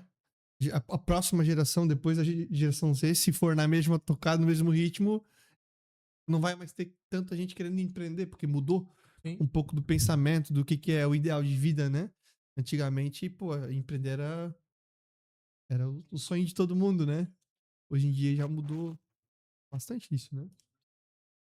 Hoje, ainda nessa linha de M&A, por exemplo, a Zai, eu e o Gustavo, nós queremos vender. Tu falou então que a gente precisa ter antecipação, né? Sim. Então, se um dia a gente pretende vender, eu sempre, internamente, eu acho que eu nunca falei dessa forma pro Gustavo, mas eu sempre estou pensando em vender. Uhum. Por exemplo, conversar com empresários, sempre tá mostrando pro mercado, digamos assim, aos nossos mods dentro do nosso contexto, obviamente, em que nós somos, o que a gente faz, quais são os nossos pontos fortes, nossos pontos fracos, porque as pessoas conversam, né?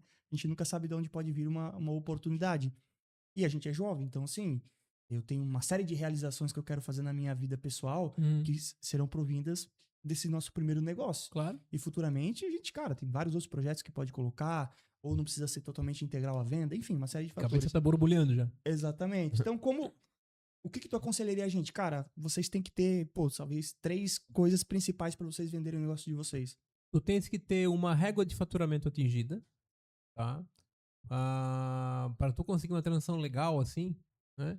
Tens que uma régua de faturamento é atingida pro mercado começar. Que é o mercado, né? O mercado é qualquer cara grande que vai olhar você. E é um número específico que tu acha? Sim.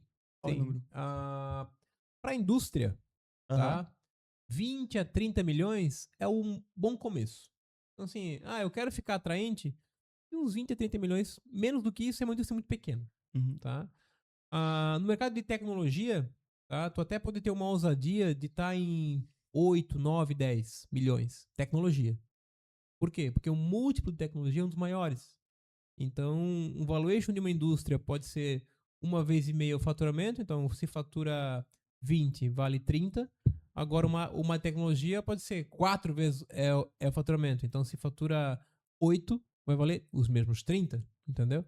Então tecnologia pelo múltiplo maior pode acabar aceitando um faturamento menor e ser atraente. Porque comprar coisa pequena dá trabalho, né? Dá quase o mesmo trabalho do que comprar coisa grande. Então, quem for comprar, quer comprar uma coisa um pouquinho maior. Isso não dá trabalho, né? Uma empresa muito pequena, a parte financeira é desestruturada, né? Precisa validar muita coisa ainda, né? Então tem que validar muita coisa. Então é ruim comprar algo pequeno. Então assim, o mercado entende que a partir dos 15 milhões de faturamento de serviço, quando é serviço, que é mais o caso de vocês, é um bom número, 15 milhões, tá?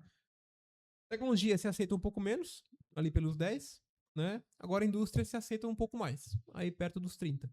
Então esse é o patamar para começar a falar sobre, cara, quero ir pro mercado, se tu quer ir pro mercado, então tu quer ser atraente. Quer ser atraente no âmbito do faturamento? Fature no mínimo isso que eu te comentei. 10 milhões de tecnologia, 15 serviços, uns 30 indústria, né? E aí esse é o começo. E é legal tu ter bons números, né? De resultado. Mas número bom também, para tu conseguir um valuation melhor, é a tua taxa de crescimento. Tá? Tu tá há 10 anos no mercado, tu cresce a 10% ao ano, mas tu já fatura 20 milhões, tu vai ser taxado como o cara. Tu tá dando de lado, né? Então, é que eu agora que vou te comprar melhore a tua situação, eu vou te pagar pouco. Porque o teu sucesso, eu que vou trazendo, não é tu. Agora não, eu cresço só 30%, 40%, 30% todo ano. E cheguei nos 15 milhões e sou de serviço. Cara, então tu tá legal, né? Tipo assim, tu tá fazendo um bom trabalho. Eu acho que acima de 30% tu começa a ficar mais... Qual é uma regra boa pra tu... Eu não vou botar tecnologia, porque tecnologia sempre cresce mais. Mas vou botar serviço, né? Mais parte de serviço mesmo. A regra dos 40. O que é 40, tá? Que é meio que uma taxa mínima ali. Se tu crescer 10% apenas, tu tem que gerar 30% de resultado. Resultado é EBITDA. Aí é um termo financeiro que tem que calcular. Não é o lucro líquido, né? Não é a margem de contribuição, é EBITDA. Tá? Que financeiramente ali é só organizar ali os dados que tu calcula essa margem, EBITDA. Então, com EBITDA de 30%, tu até pode crescer só 10%. Dá um bom resultado. Regra dos 40%. Deu no mínimo 40%? Deu. Então tá indo bem. Agora, eu quero investir mais em crescimento. Bom, então meu caixa vai ser menor. Então o meu EBITDA vai ser basicão, 10%. Se eu colocar 10% de EBITDA, eu tenho que crescer 30%. Então, regra dos 40 de novo. Então, sempre coloco no mínimo como 40 para mais. Né? Então, assim, esse é o patamar mínimo de crescimento.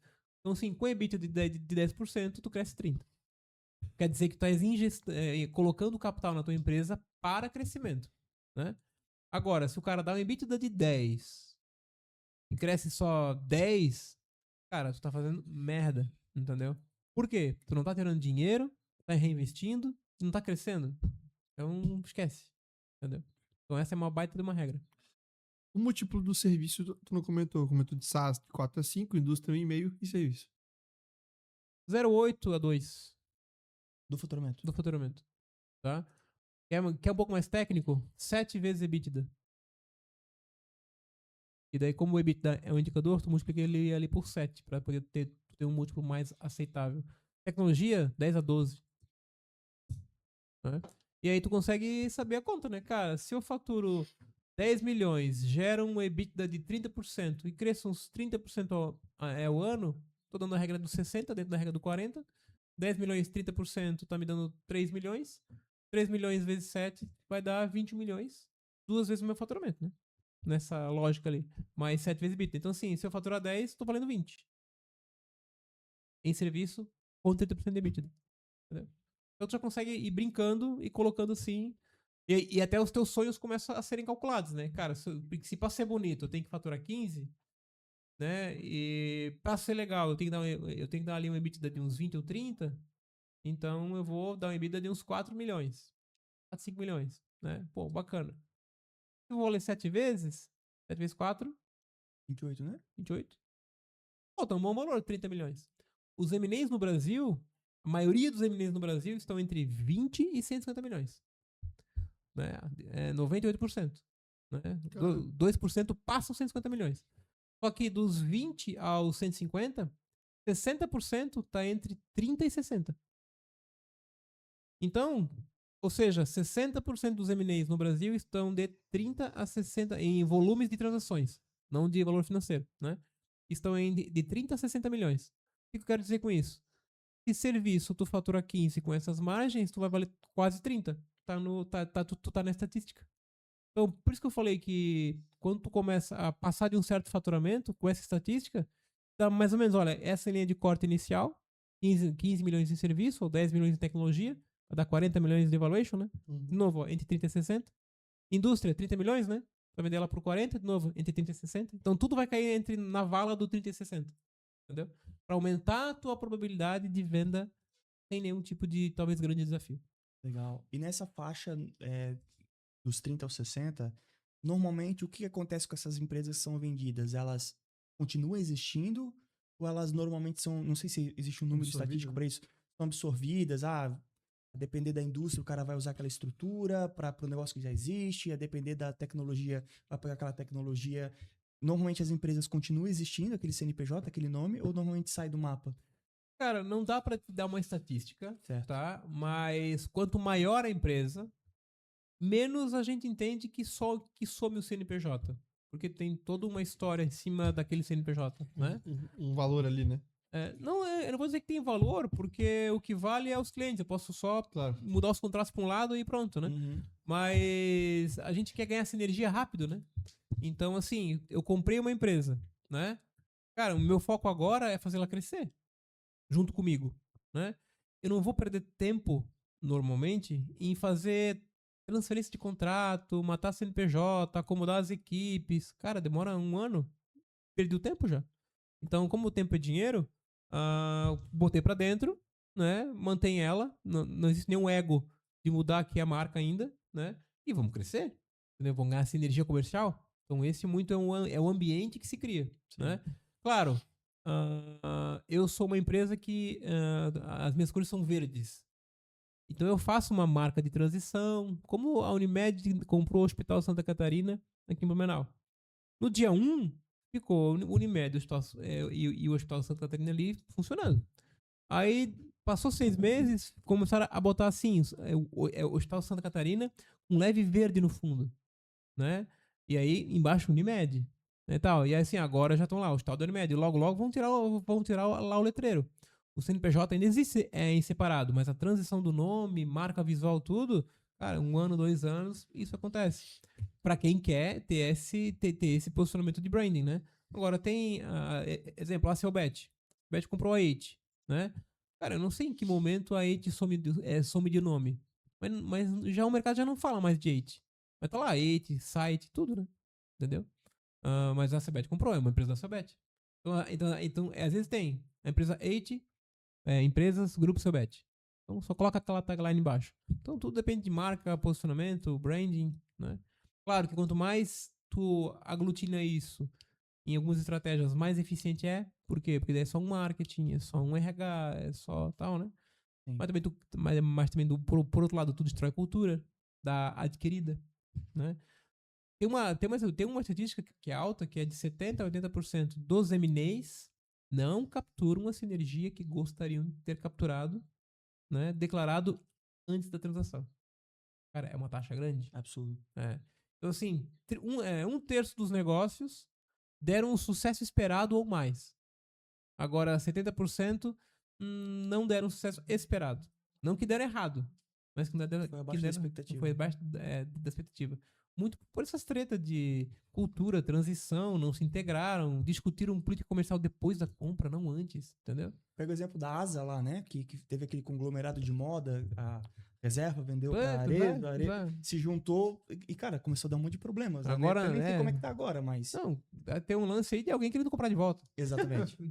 A Stone, que devolveu a Lynx, pô, todo sentido, né, cara? A Stone é de maquininha, Lynx RP, então agora é um RP dentro da maquininha, pô, fantástico. Mas passou anos, o RP da Lynx ainda não tava na maquininha. Entendeu? Então, o mercado não aderiu, ficou caro, enfim. Agora tá devolvendo, entendeu? Sim. Legal, Tava vendendo fracionado. Uhum. E, cara, como é que é o dia...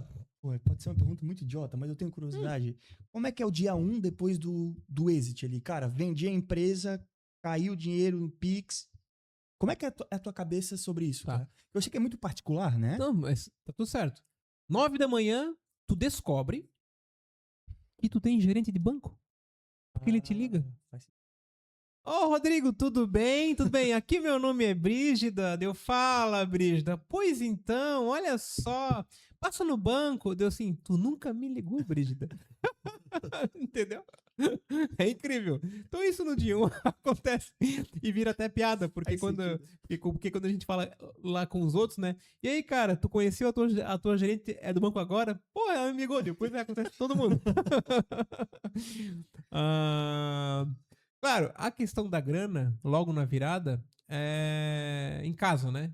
Deu 6 horas, tu vê que tu tá em casa, aí a tua cabeça tá um pouco em função desse dinheiro, né? Tipo, pô, que legal, pô, não sei o que e tal. Aí tu já olha ali no site da TAM, já vê uma passagem de avião, já vai viajar no fim do ano, né? Faz um pouco de extravagância, né? Pô, aquele hotel lá mais caro, pode ser e tal. Tá? Então, um pouco disso tem, mas passa rápido, tá? Passa rápido porque eu faço uma analogia muito com vinho, né? Ah, quem toma vinho? Ah, cara, nunca curti tomar. É porque tu nunca tomou direito. Aí tu toma um bom vinho, tá? Um bom vinho. Cara, garrafa número 1 ali, paga R$200 a garrafa, né? Mas eu compro vinho por 30. Claro que tu vai odiar vinho, né? Paga 200, aí o cara toma. Então, é bom, né? É bom. Legal. Pega aquele de 30 reais em que tu tomava, agora toma. Cara, é impossível. Claro. Paladar não retrocede, né? O paladar, a visão não retrocede, paladar não retrocede, né? Hábito até pode retroceder, mas é uma merda. Mas o paladar, né? E visão não. Então, quando tu tá num outro patamar, tu acaba se acostumando com aquele patamar. Só que aquilo passa rápido, porque não é mais novidade depois de um ano, né? Então, às vezes a gente tá aqui fora, né? Ó, aquela lá ficou multimilionária, né? Comprou um Porsche e tal, e tal, e tal. E aí, fulana, tá tudo bem contigo? Pô, bem, né? Aí ela, tudo normal. Pra ti, ela é a milionária. Pra ela já é milionária. Entendeu? Então, no dia 1 tem um pouco desse... Cara, olha só. Agora tu, né? Tu tá num patamar legal. Pô, bacana. Passa um ano... Não, já é meu patamar agora, né? Entendeu? E nada mudou. Não é mais novo, né? E nada mudou. Tu troca de carro, talvez troca de apartamento, compra mais um imóvel e viaja mais. No ano 1 e 2. Mas depois tu continua viajando 2 vezes por ano, como sempre viajou, né? Então nada muda de novo, né? E aí, claro, o dinheiro tá investido, né? E aí tu fica olhando aqui os investimentos e fica agora sendo investidor, né? Mas, de novo, tu não consome muito mais capital do que tu já consumia. Então, esse é o estado que tu cai na real que, cara, não muda muita coisa, né? Uma coisa mudou. Algumas preocupações acabam diminuindo, né? Pô, como é que vai ser o futuro e tal. E aí isso acaba diminuindo. Então a vida fica um Que é muito pouquinho... bom, né? A vida fica um pouquinho mais leve. Eu acho que deve né? ser a maior dádiva de fazer um M&A. É, tu entendeu? despressurizar um pouco a escassez e a preocupação com o futuro, né? E eu pergunto até isso, atrelando um pouco até, entrando nessa questão família, né? Porque dá pra ver que tu foi um cara que trabalhou intensamente por muitos anos, trocou de país e tudo mais. Pô, cara, eu acho que o homem que pode prover e que consegue ter uma realização como essa, ele consegue dar uma base estruturada pra sua família. Sim, sim. E agora talvez tu tenha um pouco mais de tempo, tu tenha um pouco menos de escassez, talvez um pouco mais de segurança, e talvez tu consiga dar mais tempo para coisas que talvez tu não conseguia tanto antes, que é, Sim. por exemplo, paternidade, relacionamento e tudo sim. mais. Então, por isso que eu pergunto, eu também vou ser pai agora em dezembro. Opa! Hoje, inclusive, agora à tarde a gente vai ter a foto de... Natal bom, hein? aquela foto de Sim. quando estão grávidos ali e tudo Sim, mais, sim. né? E aí eu me pergunto muito, eu ainda sou muito jovem e tudo mais, a gente tá construindo uma empresa que eu acredito muito e tal, mas eu fico pensando muito nisso, cara, e no futuro? E quando, tipo assim, pô, vende a Zayo, como é que vai ser essa sensação? Porque, principalmente para quem vem de baixo e tudo mais, o Brasil é um país emergente, então muitos vieram de baixo, a maioria inclusive. Então tem essa questão de como é que é isso? Porque tu perde um pouco da escassez, tu se sente um pouco mais seguro, tu consegue dedicar tempo mais pra família, Uhum. porque no momento de construção tu tá muito intenso naquilo que tu faz. Por isso que eu pergunto, porque tem uma questão racional e tem uma questão emocional também Claro, envolvida. claro. Mas, como eu te falei, passa rápido, porque esse deslumbre e tu já pega e tu se acostuma e deu. É né? muito fácil acostumar com coisa boa, né? Tanto que essas famílias de uma ou duas gerações que já são empresas grandes, todo patrimônio e família já estão acostumados. Então, o cara botou mais 100 milhões no bolso. Ele mas não mudou nada, porque minha casa na praia tá lá ainda, entendeu? Então, trocar de carro, eu já trocava com o meu patrimônio, 100 milhões a mais, eu só investi mais. O que tu falou do patamar faz muito sentido. Eu vi uma pessoa falando uma vez que, por exemplo, se tu tem. Eu não quero falar mal do carro de ninguém, né? Mas, por exemplo, se tu tem um carro muito popular, tu tem, por exemplo, um Uno, e tu compra uma BMW, uma X5, é uma mudança radical e tu vai sentir isso absurdamente. Da X5 pra X6, tu não vai mais achar tanta diferença. Exato. Né? É igual de uma casa. Se tu mora numa casa, talvez 40, 50 metros quadrados, simples, num bairro normal, tu vai pra um condomínio fechado, ou tu vai pra um apartamento frente-mar, é uma mudança abrupta. Depois tu fazer um upgrade de apartamento, não muda mais tanto. Sim. Né? Eu acho que deve ser muito isso que tu tá falando. Quando eu adquiro esse patamar novo, eu sinto a mudança. Mas depois o patamar novo é o meu patamar natural agora. Exato. E tanto que tem muitos, e aí entra um pouco até uma hora tu me perguntou sobre valuation, né? Às vezes tem uns caras que querem assim, o valuation de eu quero 100 milhões pra mim. Cara, tu não sabe nem o que é ter um. E tu quer ter 100 por quê? E aí o cara não tem uma explicação óbvia. Cara, 20 milhões já vai mudar a tua vida completamente. Né? Vai te dar uma renda passiva de 200 mil reais por mês, que hoje tu ganha 5 mil reais por mês, né, nessa tua startup. Tu não sabe disso. Então, tu não sabe que tu quer 100 milhões. Tu não sabe se é o que tu quer. Nem né? vai fazer com esse dinheiro, né? Mas assim, do tipo, 20, 30 milhões já muda a vida e deixa lá num patamar muito bom. Talvez morando em São Paulo, dependendo do cara que quer ter, é outro pastel. Mas aqui no Sul, a tua vida já transforma com 30. Então, às vezes tu quer vender a tua startup, tu e o teu sócio, quer vender por 200 milhões. Pra vocês colocarem no bolso, talvez uns 80 milhões líquido cada um. Mas se tu vender por 100 milhões e botar 30 líquido cada um, tá tudo bem?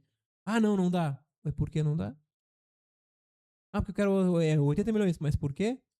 Ninguém vai ter essa resposta. Só pra regular a valuation, entendeu? Então aqui é um exemplo que o cara não sabe o que é viver nesse novo patamar. Né? E quando ele vive, ele, nem precisava de tanto dinheiro assim, né? Pois é. Então a gente ajuda a dar um limite para esse valuation viagem, às vezes, pra a transação sair até, né? E assim, cara, aceita isso aqui e tu já vai me agradecer depois, entendeu? Não tenta subir mais, senão tu perde a transação, né? Mas isso é um outro elemento aqui de alguns M&As que os caras vão muito pra cima. Tirando a questão pessoal é família, aí no dia seguinte da operação, aí é onde começa a tu se ferrar pra caramba.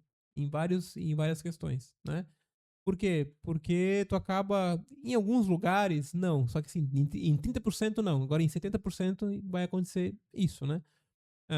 Tu começa a perder o controle da tua operação, né? O teu cliente fala, ó, o boleto não chegou. Mas agora é o comprador que emite o boleto, né? Daí tu liga lá pra área lá pra área financeira, daí tu fala com o analista. E aí, cara, me chama a Joana, que é a diretora. Ah, não, agora ela não pode. Mas tem um cliente parado aqui querendo um boleto que. Não, mas agora ela não pode. Legal, ela pode quando? Aí eu vou ver a agenda dela.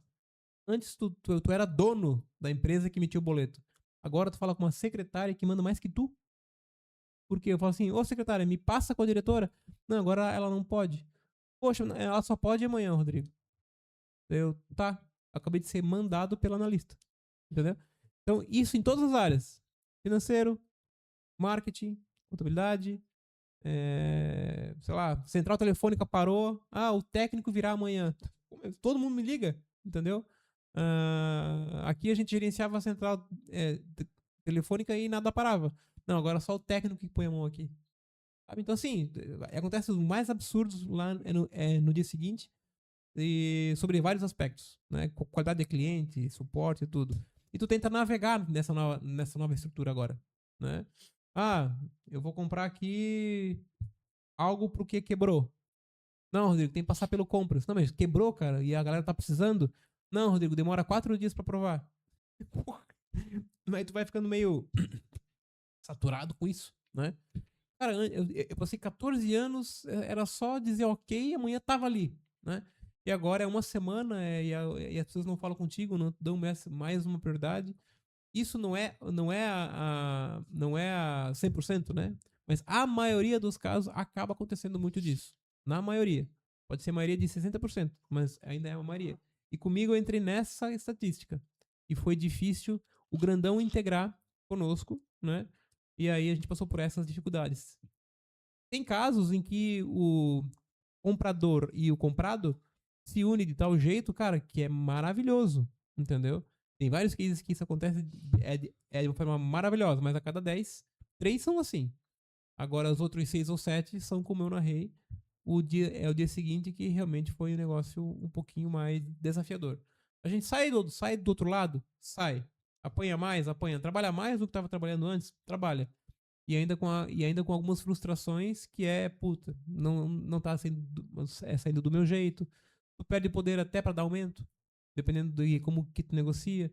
Pô, mas ele pediu, cara, agora a nossa política aqui é só 20% por ano. E aí tu perde colaborador, aí tu perde cultura, entendeu? E aí tu vai desmantelando, às vezes, uma coisa que funcionava tão bem. Não tem como tu evitar muito isso. Por mais que tu alinha com o comprador, às vezes o dono ou o cara que comprou é um diretor de M&A de uma empresa que fatura meio bi. Esse cara tá contigo todo dia, até a transação. Depois ele vai pra outra coisa. E aí tu vai ter que lidar com os gerentes e diretores de todas as outras áreas de negócio. E às vezes tu não consegue ter tanta prioridade, porque os caras estão fazendo o negócio deles, né? E tu vai ter que fazer o teu. E às vezes tu precisa deles, entendeu? Perfeito. Então vira um pouco de caos assim, mas é mais um caos emocional, às vezes, do que um caos na operação, porque na operação é uma alçada de compras, uma alçada de aumento, um prazo. E ninguém morre por isso, né? Só que tu, enquanto empreendedor, sempre fazendo rápidas coisas, tu tem que fazer as coisas bem mais lentas agora. E isso às vezes te corrói por dentro, né? Sim. E aí, putz, cara, perdi um funcionário. Só porque eu não consegui dar um aumento pra ele, que por mim eu dava.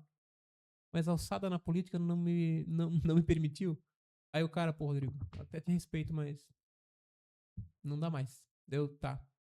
E tu não tava acostumado a perder um cara que tu sempre bancou pra ficar.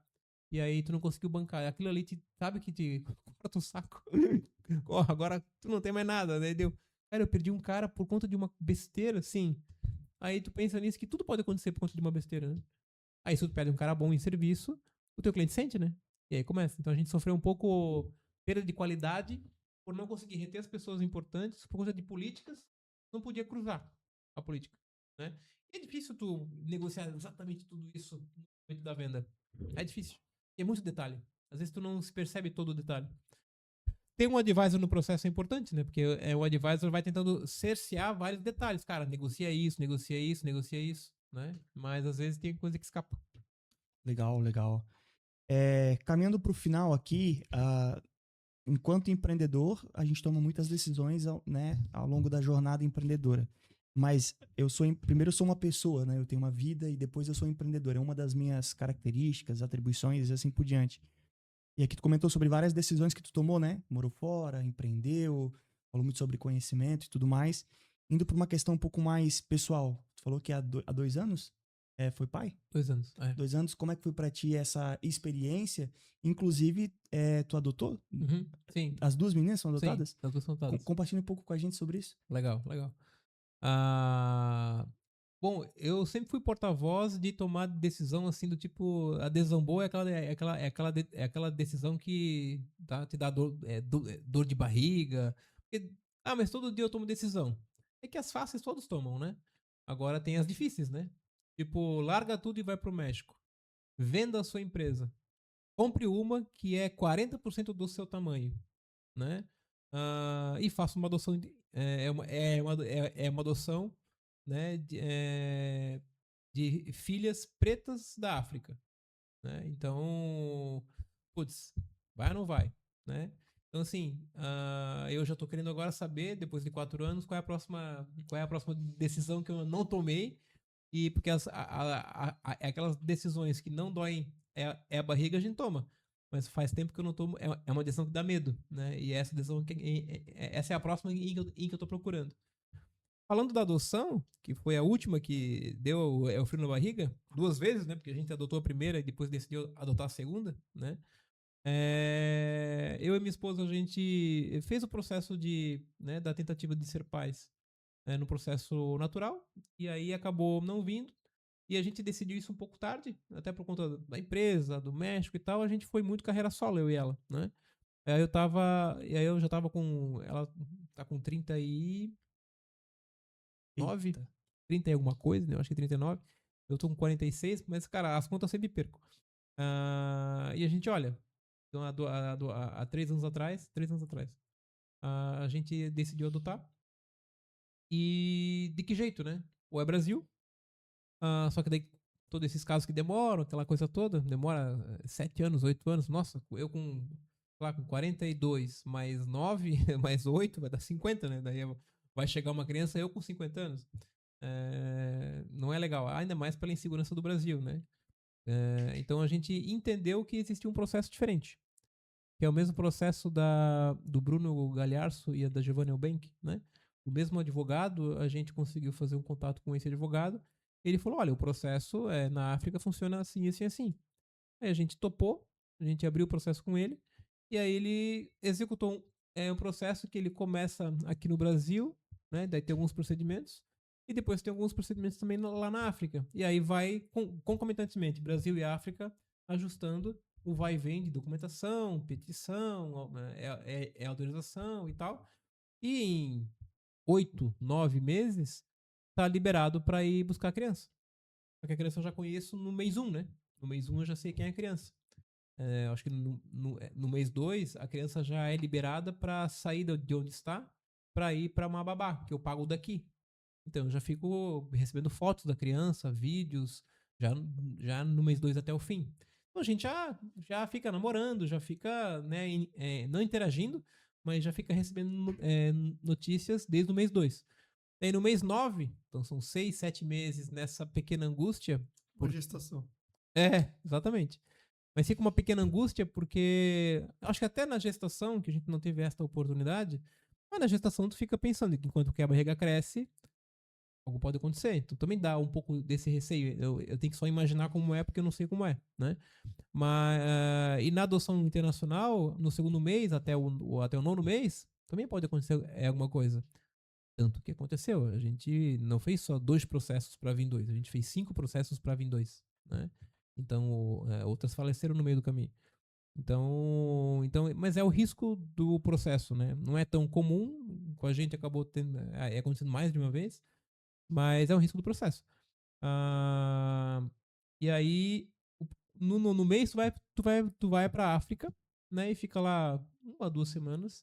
para fazer os trâmites finais e voltar para o Brasil. Né? Então. Com a criança daí já. Com a criança já. Né? E aí quando a gente pousa lá, a gente já pega a criança, daí já fica conosco no hotel. E aí tem o processo de advogado e tal. Consulado, visto, passaporte, tem esses trâmitezinhos, né? Para poder voltar para o Brasil. Então foi esse processo em que aconteceu 2 vezes, né? E aí a gente teve a oportunidade de conhecer um pouco da África, mais no sentido ali, Serra Leoa. Esse é o país que é onde vieram a Beth e a Mariato, né? A gente manteve os nomes, só a gente adicionou Lurtenberg ao final. Então ficou Beth, Coroma, Lurtenberg e Mariato, Lavai, Lurtenberg. Né? Então, acho que ali no meu Instagram tem até um pouco ali das fotos das princesas. E aí é um processo onde eu, a partir desse processo, me tornei pai, vamos dizer assim. Que legal, cara. Né? Só um detalhe aqui. Tem algum celular ali despertando. Aham.